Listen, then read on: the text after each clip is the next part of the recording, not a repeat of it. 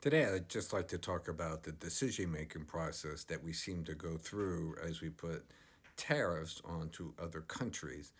I'm going to start the first one with the Swiss. We put 39% on them, which also included 39% on their gold that they shipped to America. Now, as soon as I heard this or read this, I knew immediately this was not going to stand. It couldn't. And here's the reason why. It has nothing to do with the tariffs of the 39%. When you, Switzerland is the largest gold refiner in the world. They have the four largest gold refining facilities in the world, all four, okay? And their number one client is the COMEX in America. Now, the COMEX is the largest, around 90% of all options and derivatives on gold are executed on the COMEX exchange. So the goal, the physical goal coming there, was to satisfy contracts. That's why they're sent. That's why the goal was coming to America. Now, just to back up for a second here, banks look at their clients, hedge funds, CTAs, which are commodity trading accounts, okay? We look at them and we put them in two big buckets. Now, you have a short bias or a long bias, okay? The reason we do that, if the markets being gold or stock market or anything, or any markets go way up or way down, we want to know which clients that we have to look at first. Because if the market goes way up and you're short, there could be problems there and vice versa. Okay? So, and by the way, the bias doesn't have to be 90-10. It could be 50-50 at the end.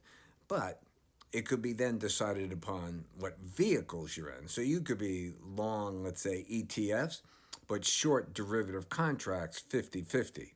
Which one are you going to worry about? You're going to worry about the short on the derivative. So it would have a short bias on that particular client. So here's the deal. So we put the 39% on to the Swiss. And here are the news items in the Financial Times, okay, how it goes. So you kind of read down here. So first, they put on the tariffs, okay? A blow to the refining hub in Switzerland. I was like, this is not going to last.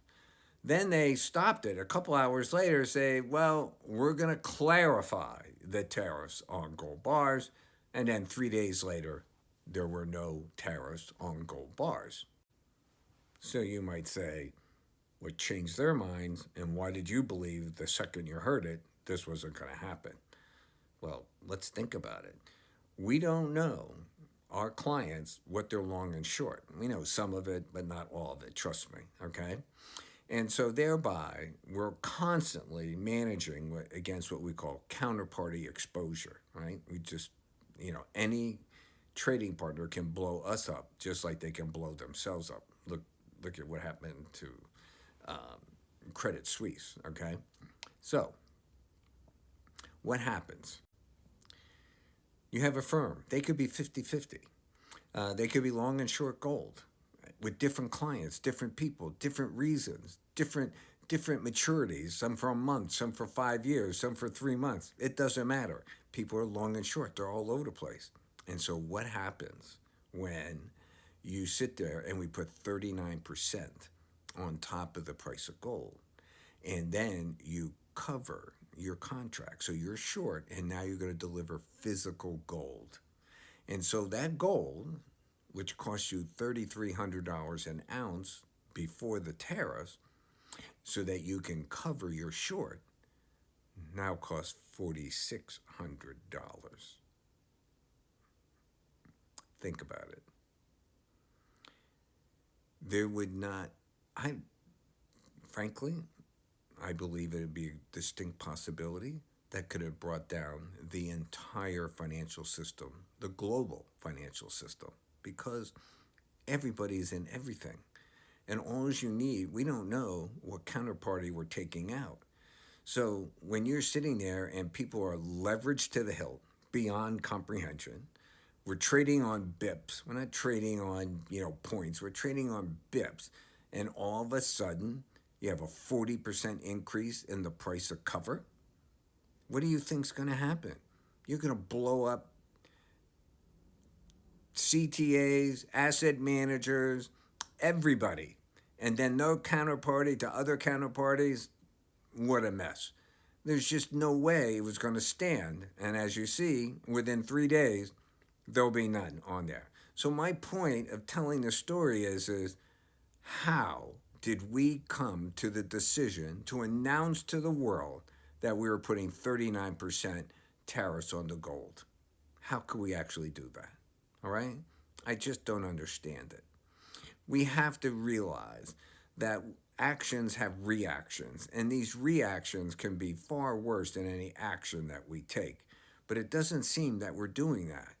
Look at the rare earth metals, and look at what Trump said yesterday.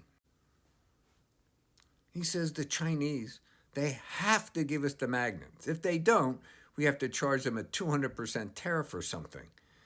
And then, I don't know what this means. Nobody needs magnets until they convinced everybody 20 years ago, let's all do magnets. What is that talking about? Listen, we can't build drones. We can't build missiles in our airplanes. Everything needs these magnets. We don't have them. Now, Trump then goes on to say that we're taking care of it. We're going to have magnets within a year, okay? That's what he literally said. I have to say, we started at 5 to 7 years, but I admitted I am no expert in this area. I am not with the DOD. I'm not with these corporations, so I have no real idea. I was saying 5 to 7 years, figuring that we would put our muscle behind this and money behind this and get it done. So we put our money behind it, but I don't think it matters. Now, Rockman, he's an opinion guy in the Financial Times, and he says China has laid a rare earth trap for the West. They didn't lay anything. We knew in 2010 when they cut off the Japanese, this could happen. That was 15 years ago. We did nothing. Nothing. That's Europe and America and Japan. Well, Japan went to India, and now India's cut off Japan. So everyone's hurting on this. But here's the rub, okay? They talk in the article, this Rackman, that, hey, look, you know, we're now doing the Congo, and we're talking to Ukraine and all this other stuff. But they're minerals. They're not processing. We keep saying it's all processing.